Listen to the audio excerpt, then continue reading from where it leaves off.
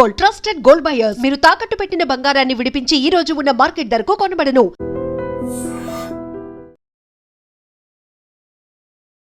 So ఈసారి ఎన్నికల్లో కేసీఆర్ గతంలో కంటే ఎక్కువ సీట్లతో వస్తారు, మళ్ళీ ప్రభుత్వం ఏర్పాటు చేస్తారంటే సత్యవతి రాథోడ్ గారు మళ్ళీ పోటీ చేస్తారా, ఉంటున్నారా ఈసారి ఎన్నికల బరిలో?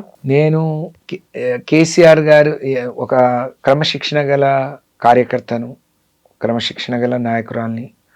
నేను కేసీఆర్ గారు ఏం ఆదేశిస్తే అది చేస్తాను. పోటీ చేయమంటే పోటీ చేస్తాను, నామినేటెడ్ పదవి ఇస్తే నామినేటెడ్ తీసుకుంటాను, లేదు పార్టీ ఆఫీస్లో కూర్చొని ఇదే పని చేయమంటే అది చేస్తాను. కానీ అంటే నా వ్యక్తిగతంగా అయితే నేను పోటీ చేయాలి, నా ప్రాంతం నుంచి ఒకసారి అవకాశం వస్తే పోటీ చేయాలని ఆలోచిస్తున్నాను. బట్ కేసీఆర్ గారిని ఎప్పుడు ఇది కావాలని అడగలేదు. నాకు వచ్చిన అన్ని పదవులు ఆయనే పిలిచి ఇచ్చారు కాబట్టి ఇప్పుడు కూడా ఆయనే పిలిచి ఏం చేయమంటే అది చేస్తాను. అనేక విషయాల మీద మనం మాట్లాడాం. నిజంగా ఇవాళ ప్రధానంగా మాట్లాడుకుంది కవిత గారి గురించి.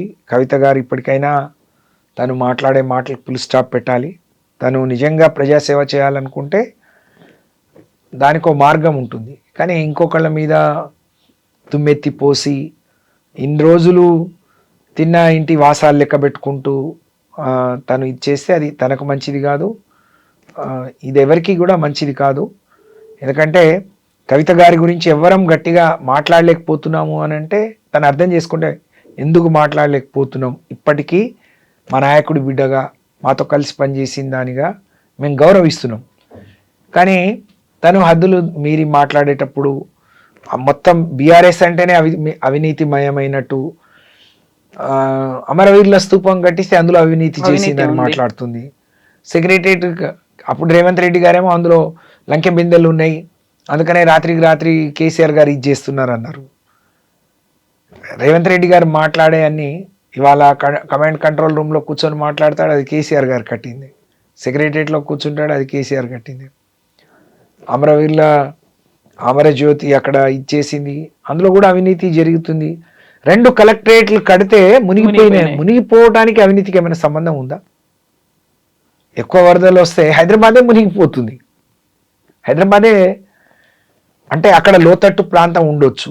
కలెక్టరేట్ అంటే దాదాపు ఎక్కువ భూములు తీసుకున్నాం బ్రహ్మాండంగా. ఇవాళ వేరే రాష్ట్రాల్లో సెక్రటరియట్ కూడా లేనట్టు తెలంగాణ కలెక్టరేట్లు ఉన్నాయి, తెలంగాణ జిల్లా కలెక్టరేట్లు ఉన్నాయి. ఇవాళ అందరూ వచ్చి ఒక స్టడీ, కేసీఆర్ గారు చేసిన అనేక కార్యక్రమాలు అందరికీ ఒక పాఠ్యాంశం, ఒక స్టడీ టూర్ లాగా వచ్చి చూసిపోయారు.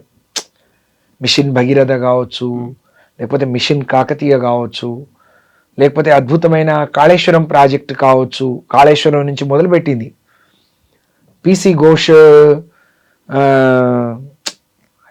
ఇక మీరు చూసారు, కమిషన్ వేస్తే ఏదో కొండందోవి ఎలుకను పట్టినట్టు ఆయన ఏదో మళ్ళీ సిబిఐకి ఇచ్చి ఇక్కడ ఏం లేదని తెలిపోయిన తర్వాత మళ్ళీ వాళ్ళ మీద నెట్టొచ్చు నెప్పమని బీజేపీ వాళ్ళ మీద సిబిఐ పంపించారు.